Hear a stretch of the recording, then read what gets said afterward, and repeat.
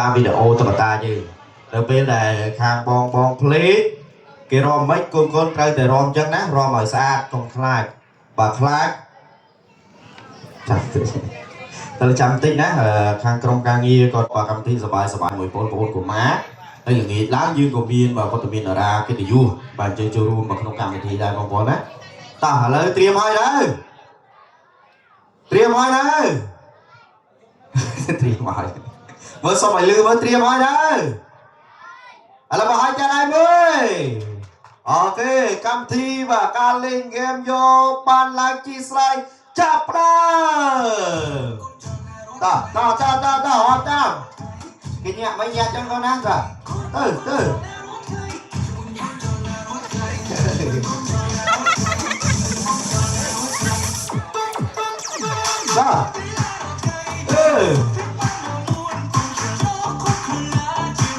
មើលតណាមើលត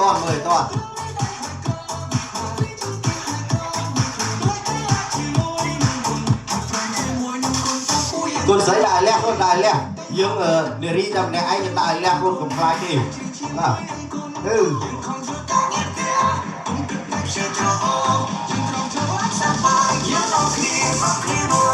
យពីបាយចាប់មក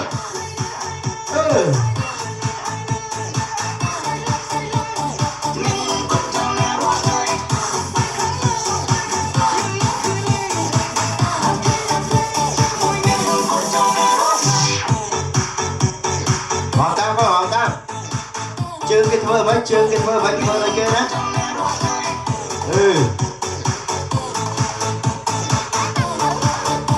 តែខាងនេះលះពីគេណាអូខេក្មួយបាទកូនមកគ្នាបាទយើងអាចចូលមកលេងបានបាទនៅស្តង់របស់យើងមានកៅអីបាទអង្គុយបាទយ៉ាងស្អាត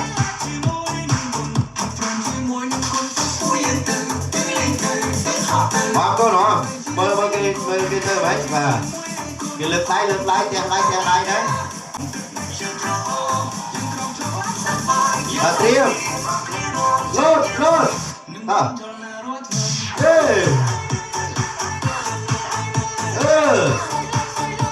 នេះអាមិនអាលឿននេះអត់ឡូវតើកុំមើលពូ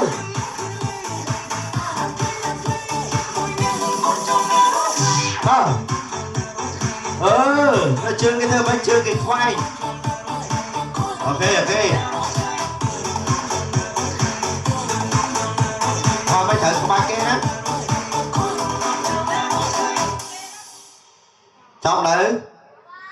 ចាប់ហើយបាយមកវិញចាត់ហើយមើលឥឡូវលោកប៉ាអ្នកម៉ាក់បងបាននៅទីនេះខាងណារំស្អាតជាងគេហើយកូនខាងណារំស្អាតជាងគេទី1ទី2ទី3ទី4ទី5រហូតដល់ទី10